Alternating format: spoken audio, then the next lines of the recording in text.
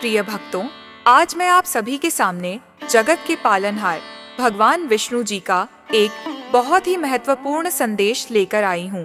यह संसार कर्म और संघर्षों से भरा हुआ है। हर कोई अपने जीवन में सुख, शांति और समृद्धि की कामना करता है, लेकिन अक्सर बाधाएं हमारे मार्ग को रोक देती हैं। इन सभी बाधाओं से मुक्ति पाने, जीवन में हर प्रकार की सफलता और धन पाने का एक दिव्य मार्ग है। यह मार्ग है भगवान श्री विष्णु का पवित्र मंत्र। यह मंत्र अत्यंत शक्तिशाली है।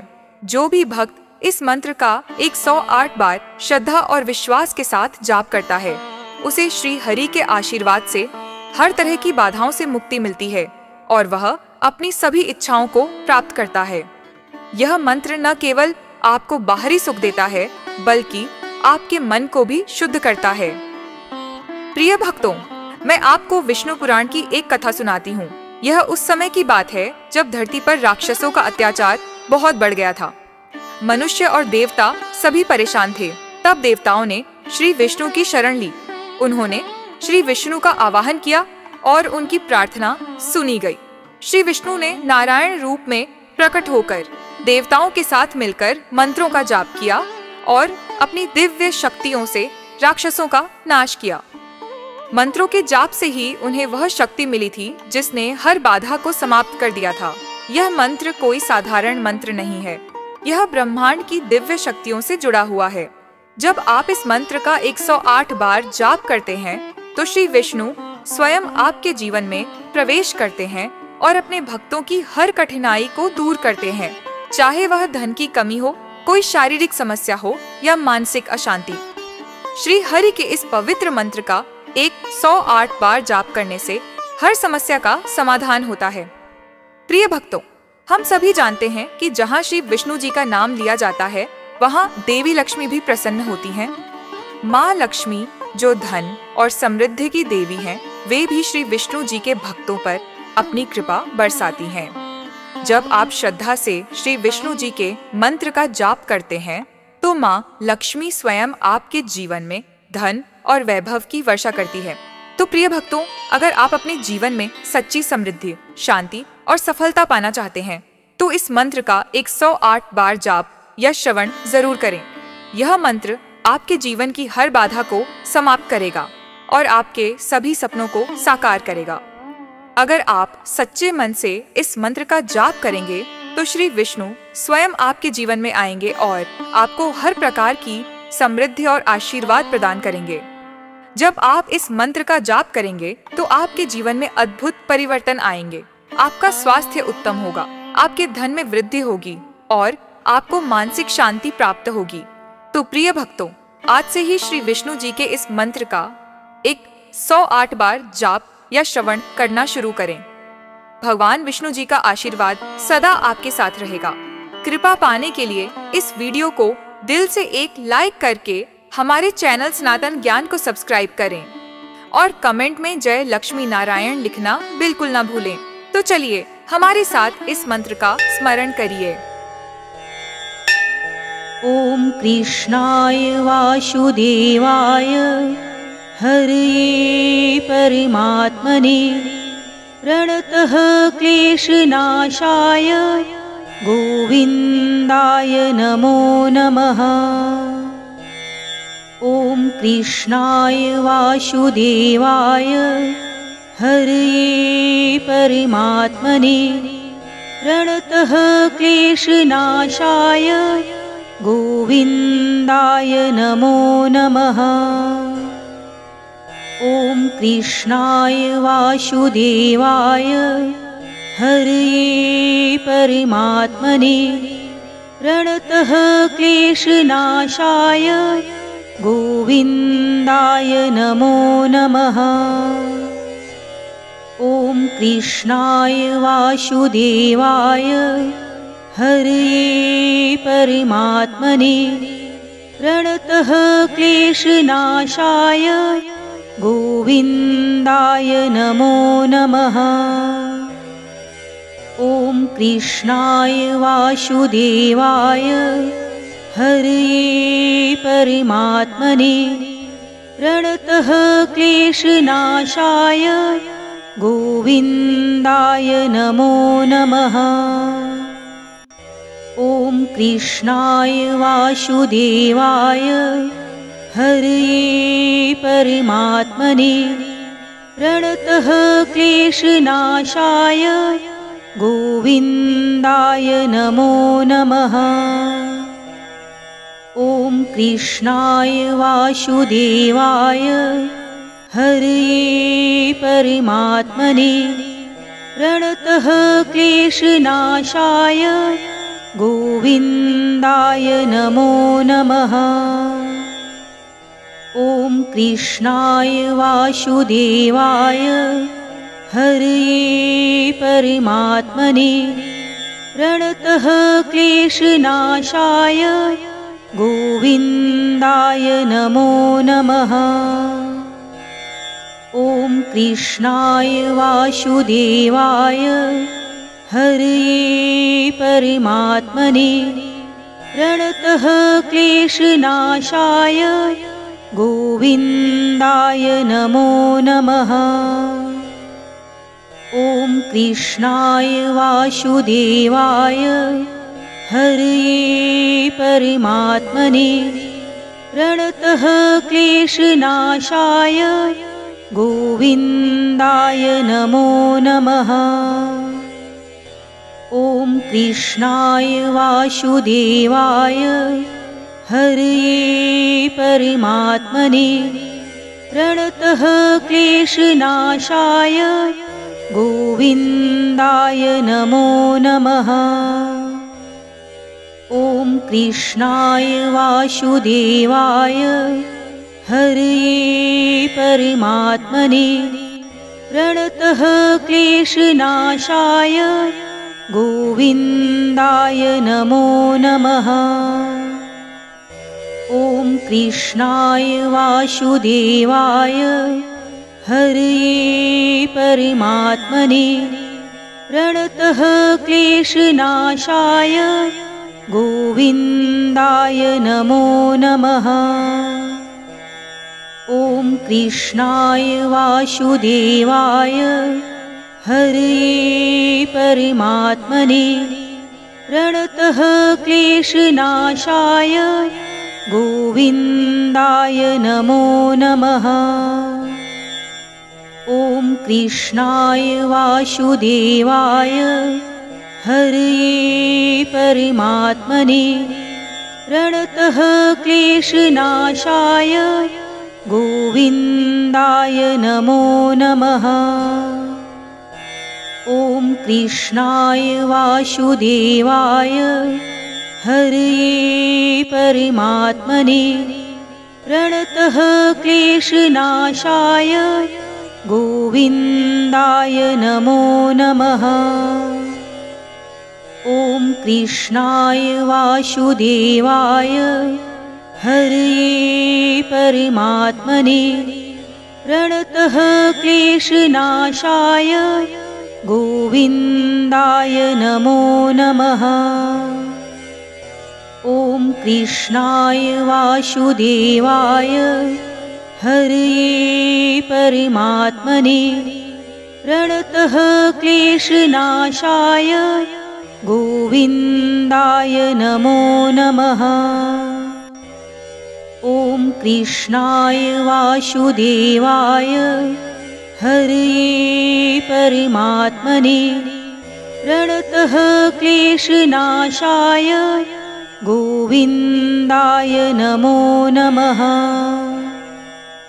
ॐ कृष्णाय वासुदेवाय हरये परमात्मने प्रणतः क्लेशनाशाय गोविन्दाय नमो नमः। ॐ कृष्णाय वासुदेवाय हरये परमात्मने प्रणतः क्लेशनाशाय गोविन्दाय नमो नमः। ॐ कृष्णाय वासुदेवाय हरये परमात्मने प्रणतः क्लेशनाशाय गोविन्दाय नमो नमः। ॐ कृष्णाय वासुदेवाय हरये परमात्मने प्रणतः क्लेशनाशाय गोविन्दाय नमो नमः। ॐ कृष्णाय वासुदेवाय हरये परमात्मने प्रणतः क्लेशनाशाय गोविन्दाय नमो नमः। ॐ कृष्णाय वासुदेवाय हरये परमात्मने प्रणतः क्लेशनाशाय गोविन्दाय नमो नमः। ॐ कृष्णाय वासुदेवाय हरये परमात्मने प्रणतः क्लेशनाशाय गोविन्दाय नमो नमः। ॐ कृष्णाय वासुदेवाय हरये परमात्मने प्रणतः क्लेशनाशाय गोविन्दाय नमो नमः। ॐ कृष्णाय वासुदेवाय हरये परमात्मने प्रणतः क्लेशनाशाय गोविन्दाय नमो नमः। ॐ कृष्णाय वासुदेवाय हरये परमात्मने प्रणतः क्लेशनाशाय गोविन्दाय नमो नमः। ॐ कृष्णाय वासुदेवाय हरये परमात्मने प्रणतः क्लेशनाशाय गोविन्दाय नमो नमः। ॐ कृष्णाय वासुदेवाय हरये परमात्मने प्रणतः क्लेशनाशाय गोविन्दाय नमो नमः। ॐ कृष्णाय वासुदेवाय हरये परमात्मने प्रणतः क्लेशनाशाय गोविन्दाय नमो नमः। ॐ कृष्णाय वासुदेवाय हरये परमात्मने प्रणतः क्लेशनाशाय गोविन्दाय नमो नमः। ॐ कृष्णाय वासुदेवाय हरये परमात्मने प्रणतः क्लेशनाशाय गोविन्दाय नमो नमः। ॐ कृष्णाय वासुदेवाय हरये परमात्मने प्रणतः क्लेशनाशाय गोविन्दाय नमो नमः। ॐ कृष्णाय वासुदेवाय हरये परमात्मने प्रणतः क्लेशनाशाय गोविन्दाय नमो नमः। ॐ कृष्णाय वासुदेवाय हरये परमात्मने प्रणतः क्लेशनाशाय गोविन्दाय नमो नमः। ॐ कृष्णाय वासुदेवाय हरये परमात्मने प्रणतः क्लेशनाशाय गोविन्दाय नमो नमः।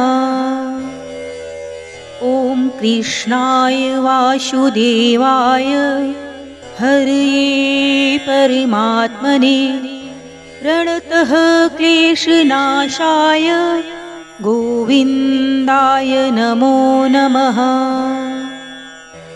ॐ कृष्णाय वासुदेवाय हरये परमात्मने प्रणतः क्लेशनाशाय गोविन्दाय नमो नमः।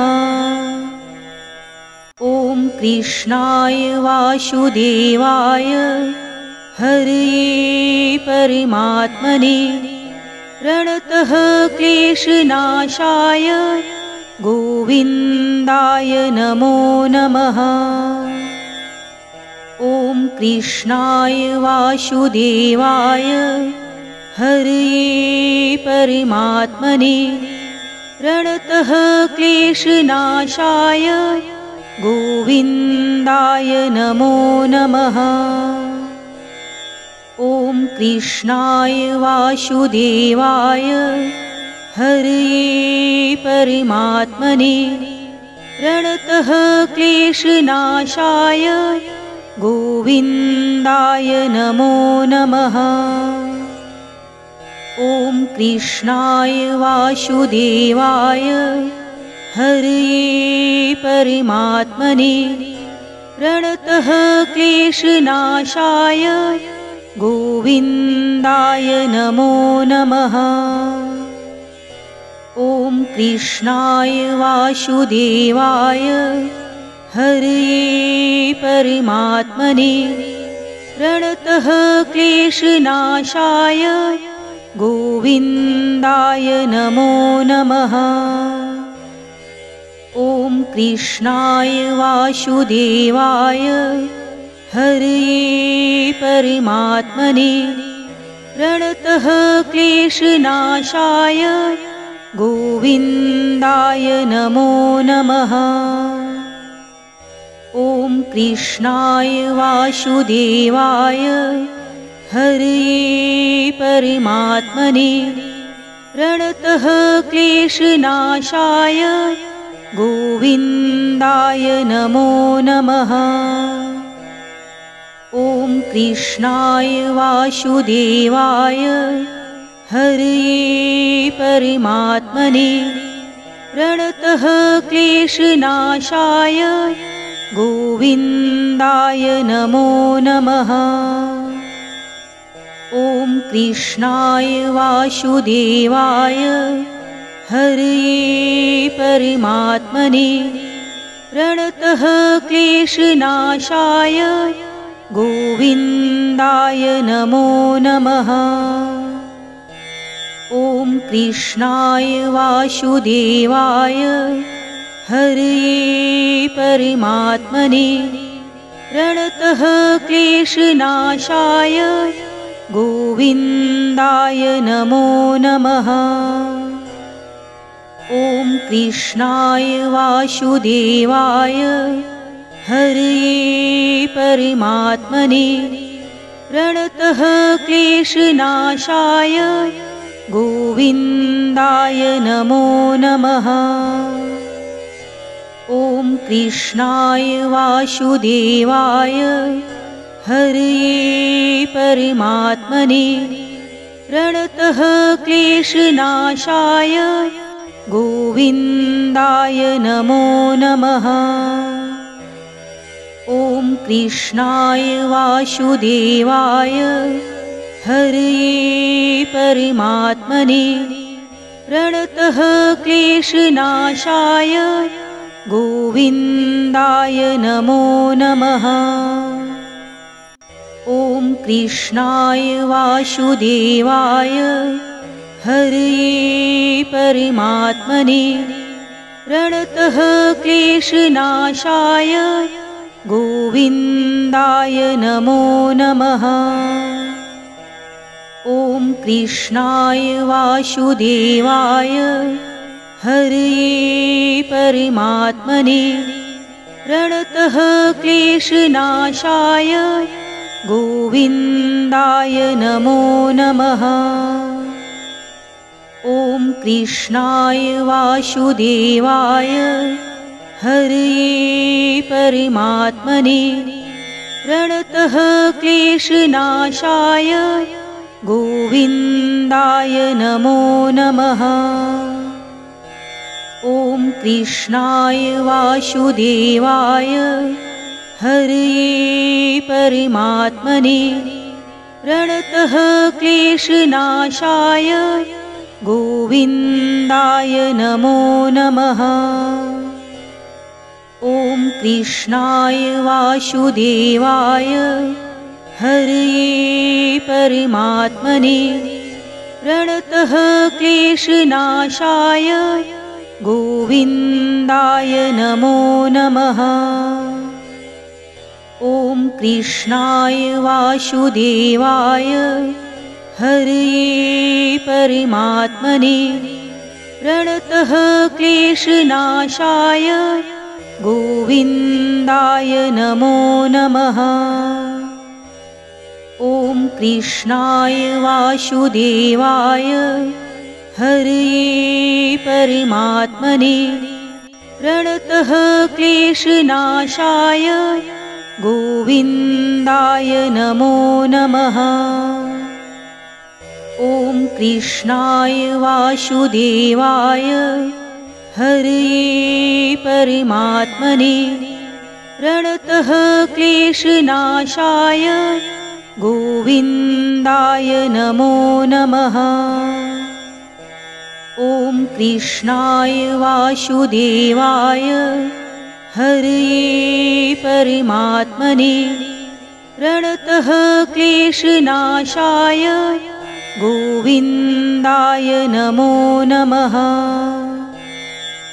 ॐ कृष्णाय वासुदेवाय हरये परमात्मने प्रणतः क्लेशनाशाय गोविन्दाय नमो नमः।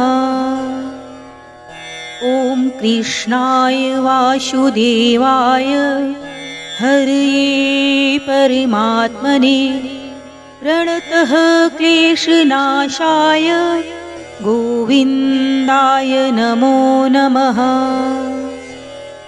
ॐ कृष्णाय वासुदेवाय हरये परमात्मने प्रणतः क्लेशनाशाय गोविन्दाय नमो नमः।